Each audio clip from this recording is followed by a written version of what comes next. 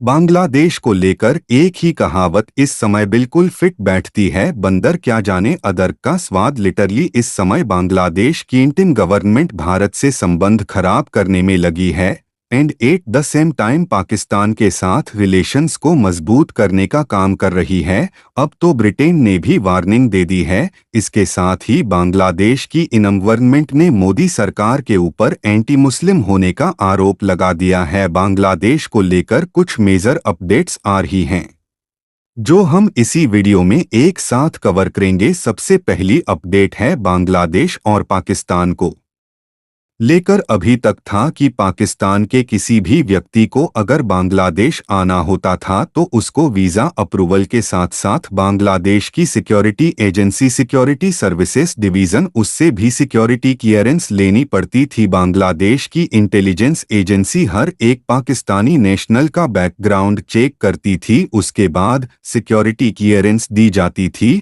और security clearance आने के बाद ही पाकिस्तान के किसी भी व्यक्ति का वीजा अप्रूव किया जाता था। यह रूल शेख सेना की सरकार के समय सा 2019 में इंट्रोड्यूस किया गया था, लेकिन बांग्लादेश की गवर्नमेंट ने पिछले कल अनाउंस किया है कि अब आज के बाद जो भी पाकिस्तानी नेशनल बांग्लादेश आना चाहता है उसको बांग्लादेश की सिक्योरिटी सर्विसेज डिवीज़न से सिक्योरिटी क्लीयरेंस लेने की कोई भी नीड नहीं है और यह रिक्वायरमेंट अब पूरी तरह से हटा दी गई है। अब पाकिस्तानी नेशंस को बांग्लादेश आने के लिए केवल वीज़ा अप्रूवल लेना होगा। अब ये भारत के लिए किसी बड़े सिक्योरिटी थ्रेट से कम नहीं है, क्योंकि पाकिस्तान से आतंकी आसानी से बांग्लादेश आ जाएंगे और फिर वहां से भारत में डिस्टर्बेंस फैलाने की कोशिश करेंगे। सेकंड अपडेट की बात करें तो वो बांग्लादेश की इंडियन गवर्नमेंट की भारत को लेकर एक ऑफिशियल स्टेटमेंट है। रेफरेंस के लिए आपकी स्क्रीन के ऊपर आर्टिकल का स्क्रीनशॉट है। दरअसल बांग्लादेश की इंडियन गवर्नमेंट में इंफॉर्मेशन ब्रॉडकास्टिंग मिनिस्ट्री संभाल रहे इंफॉर्मेशन एडवाइजर नाहिद इस्लाम ने पिछले कल भारत के ऊपर स्टेटमेंट जारी की है। नाहिद इस्लाम ने कहा है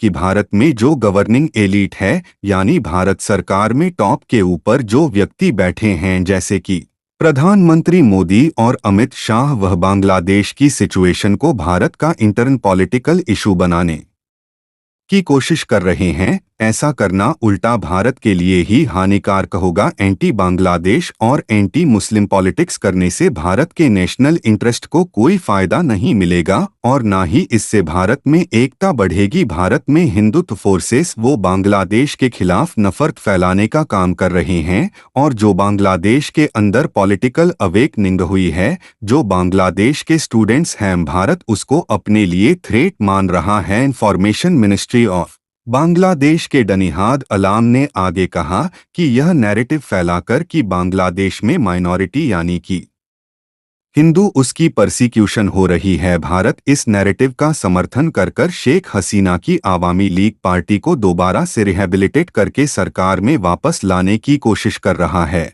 और इससे बांग्लादेश में जो लोकतांत्रिक तरीके से रिबिल्डिंग प्रोसेस हो रहा है उसको भी भारत डिस्टर्ब कर रहा है, उसमें भारत बाधा डाल रहा है। अब जो आज की डेट में बांग्लादेश के अंदर इकॉन के पंडित्स और हिंदुओं के साथ जैसा बर्ताव हो रहा है उसको देखकर यूनाइटेड किंगडम यानी कि ब्रिटेन ने भी 7 समंदर पार से रेड अलर्ट जारी कर दिया है। ब्रिटेन के foreign Commonwealth and development office ने कहा है कि बांग्लादेश के अंदर आतंकी अलों का रिस्क इस समय काफी ज्यादा बढ़ गया है। रिलीजियस साइट्स यानी कि मंदिर, मस्जिद वगैरह, इसके साथ ही भीड़ भाड़ के इलाके जहां पर फॉरेनर्स ज्यादा संख्या में जाते हैं और पॉलिटिकली हीटेड इवेंट्स और जो भी लोग विरोध प्रदर्शन के लिए इकट्ठे होते हैं, इनके ऊपर किसी भी समय आतंकी हमला हो सकता है। इसके साथ ही ब्रिटिश सरकार ने अपनी एडवाइजरी में मेंशन किया है कि अगर बांग्लादेश जाना इम्पॉर्टेंट ही है तो फिर भीड़ भाड़ वाले इलाके जहां पर बांग्लादेश पुलिस की प्रेजेंस ज्यादा है उनको भी अवॉइड किया जाए। चित्तागंग हिल ट्रैक्स जैसे एरिया में आर्म रॉबरी, वायलेंट क्राइम्स और सेक्सुअल वायलेंस हो सकती है। इससे ब्रिटेन के सभी नागरिक इनको अवॉइड करें और वहां पर ना